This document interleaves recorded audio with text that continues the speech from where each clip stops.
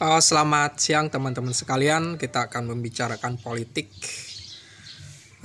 Bambang Wuryanto atau yang dikenal dengan Bambang Pacul ditempatkan di posisi keempat di kolom pemilihan sebagai caleg gitu kan ya.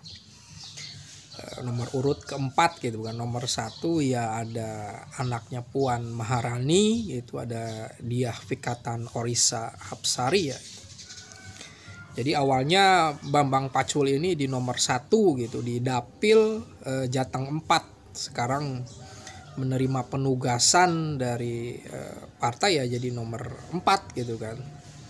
Ya Bambang Pacul tidak mempermasalahkan gitu kan, itu udah tugas yang ditugaskan atau yang diberikan oleh partai kepada Bambang Pacul sebagai ketua pemenangan pemilu ya kalau salah, dan juga ketua DPW juga kayak.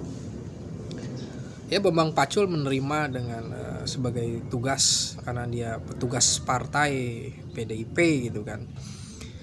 Ini sesuatu yang karena sudah diterima ya tidak ada sesuatu yang diperdebatkan gitu kan.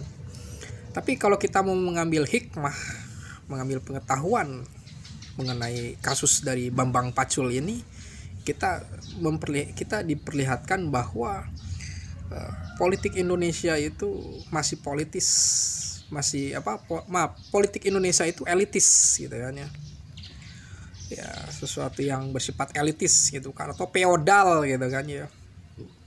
Gibran bisa jadi wali kota itu kan karena elit feodal gitu kan, tidak berdasarkan sistem meritokrasi gitu kan. Ya begitu juga dengan pemilihan anak dari Puan Maharani, dia Fikatan ini ya tentu saja bukannya tidak boleh gitu kan ya, setiap warga negara boleh mencalonkan diri menjadi calon legislatif gitu kan.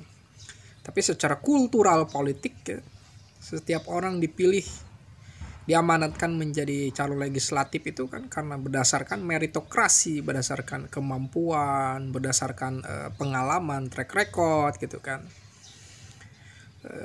dan berdasarkan perjuangan gitu kan ya tentu saja. Tapi karena yang dicalonkan adalah seorang terah atau darah biru dari Puan Maharani, ya ini Bambang Pacul jadi nomor 4 gitu kan.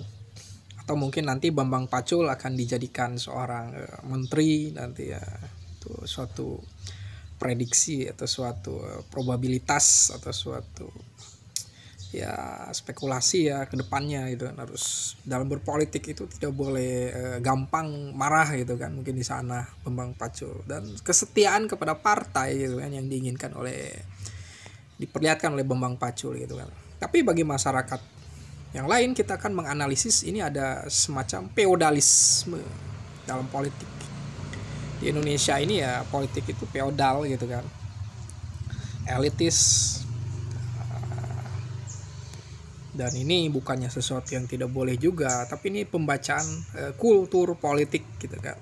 Ada sesuatu yang bersifat feodal gitu kan. Kamu jangan berharap kalau kamu nggak punya duit, kamu jangan berharap kalau kamu bukan orang atau anak tokoh besar kamu bisa menjadi seorang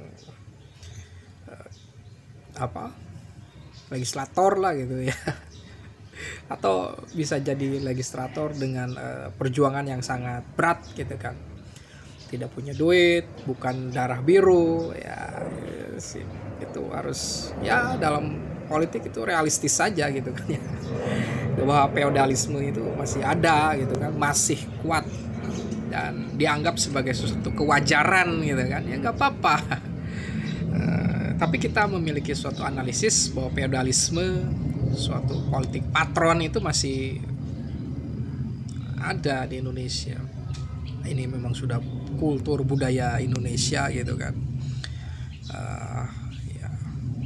Ya itu sesuatu yang harus kita perhatikan, kita kritisi juga ya, karena menurut Plato ya seseorang dijadikan sebagai seorang pemimpin itu kan harus punya pendidikan, punya pengalaman gitu kan ya. Masyarakat juga berhak untuk mempertanyakan itu gitu kan. Tapi ya era demokrasi mengajarkan kepada kita siapapun yang didukung ya dia akan jadi. Dia populis, dia didukung oleh rakyat gitu kan ya, ya jadi gitu kan. Terima kasih.